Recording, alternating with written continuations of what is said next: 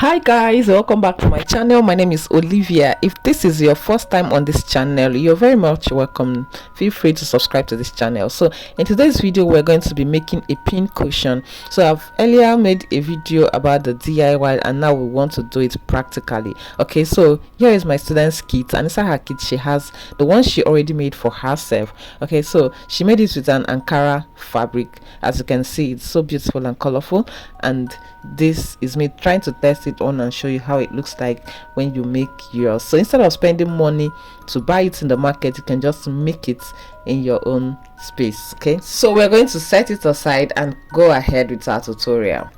So what we need to make this particular pin cushion is just a leftover fabric. So for me, I'm using this black fabric, and so it just gets a fiber. So the white stuff there, this is a fiber. I use it to make throw pillow. So I actually bought it in kilo. I bought it in Owerri. I am in Owerri, Nigeria, Imo State. So I bought it at Oboshishi market, inside the market actually. So they sold to me 1 kg for 3,500 naira. So you can also get 1 kg, and then you can use it to make a throw pillow and then other things. Okay, so I have this leftover fabric that I'm using, so we're going to be folding it the way we fold our peplum. Okay, so you're just going to be folding like a peplum. I'm using 3.25 inches.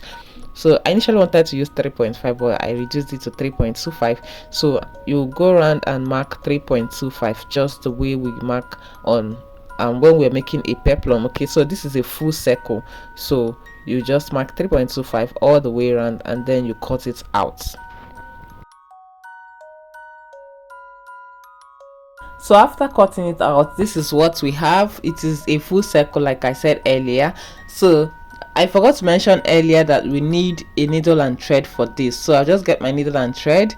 Okay, I've already put in the thread in the needle, make it double, and then you knot the end of the thread, and then you're just going to make gathers around the circle like you see me do in the video, just all the way around. And please take note that I am making these gathers on the wrong side of the fabric. That is, the wrong side of the fabric is facing me up while the right side is beneath. Okay, so after making the gathers, you're going to be puffing in your fiber. Okay, so there is no particular measurement to how much fiber you need or the quantity of fiber you need. You just keep on puffing it in and keep on checking it out until you get the desired fluffiness or desired quantity you need. Okay, so I've tested it out and it's still too small, so I'm going to be adding this, and then maybe I'm okay with this. So I'm going to start making my gathers, start gathering it. So you just continue gathering and puffing in and testing until you get the desired shape that you want, and make sure that it is okay and before you knot your gathers. So why I like this fiber is because it is very fluffy, so you can actually adjust it, press it, and do anyhow with it and arrange it to your desired taste. Okay, so when I am done, I've gotten exactly what I want, then I made the gathers to be very tight, and then next thing I'm going to sew and knot it. So I'm going to be securing the gathers, like to secure it, sew it up so it doesn't lose. Okay, so you just do that gently and knot it when you're done. If you're getting value from this video, kindly give it a thumbs up so that YouTube can recommend it to other viewers. Thank you.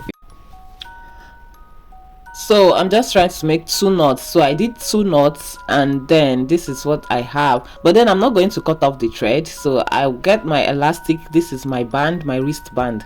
So I'm going to measure around my wrist how fitted I want it to be on my wrist. So I'm going to check it out and measure it. Okay, so when I measured what I wanted, I got 6 inches. Okay, but then I decided to measure with a tape instead and see if it gives me the same thing. But with my tape, I got 6.5 inches.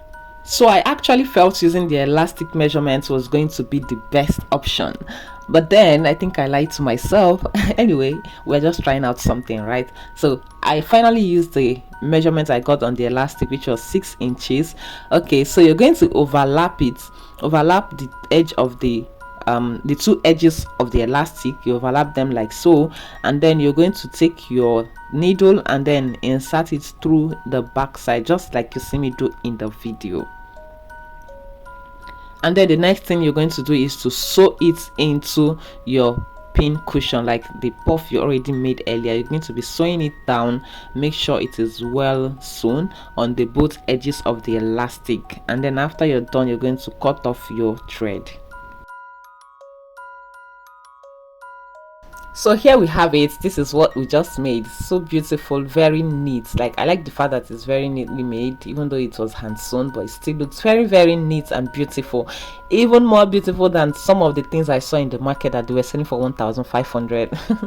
Okay, so you can actually use any fabric of your choice, any fabric at all, any beautiful fabric you want to use, as long as you have it, you use it. Okay, so this is what it feels like. Remember, I said I was not supposed to use that 6 inches, so I think after wearing it, I felt like it is too tight. So if you look, it's very tight on me, as if it's pressing on me, right? So I don't know, if you like it like that, you can go ahead and use it that way, but for me, I think I should have just made it 6.5, so that after overlapping and then sewing the whole thing, I'm still going to have 6 inches. That is the perfect fit I measured earlier. I have a lot of other DIY videos on my channel and sewing hacks, so do well to watch out any of them, like the ones I'm displaying on the screen. Make sure you subscribe and give this video a thumbs up. See you in my next one. Bye.